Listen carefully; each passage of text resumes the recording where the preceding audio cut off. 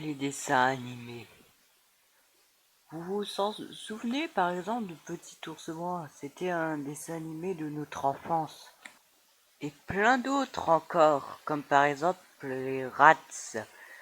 Mais aujourd'hui, on va se pencher pour un dessin animé inspiré de la littérature enfantin. C'est Keeper the Dog. Alors, qu'est-ce que c'est? Il s'agissait à la base d'une littérature enfantin. Il a été par la suite une série télévisée.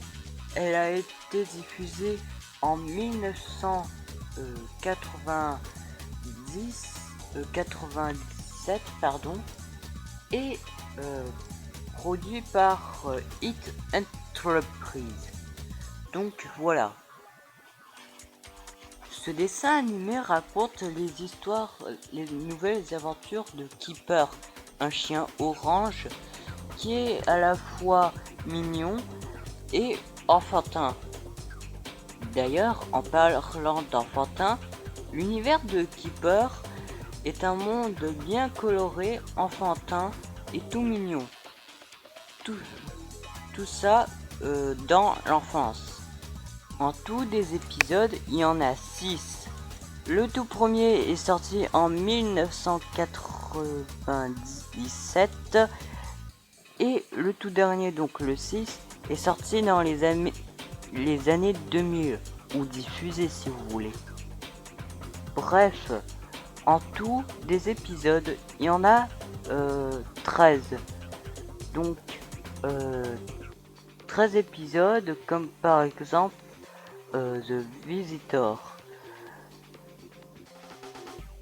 D'ailleurs, nous avons les personnages qui apparaissent, comme par exemple Baby Gosling, qui est en fait une oie, Tiger, l'ami de Keeper, etc., etc. Bref, tout regorge de tout dans l'univers de Keeper.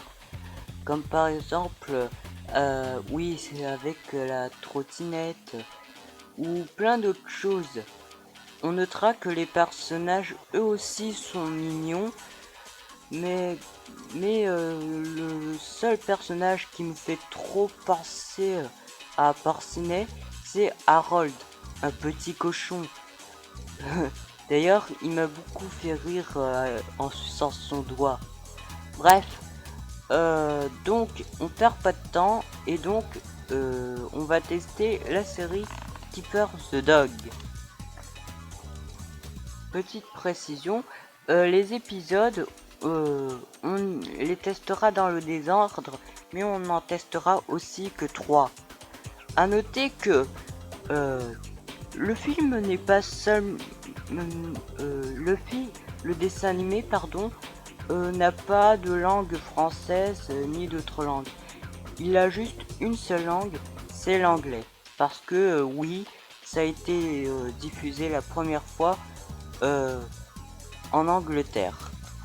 Bref, donc allons-y, c'est parti. Et donc, allons-y!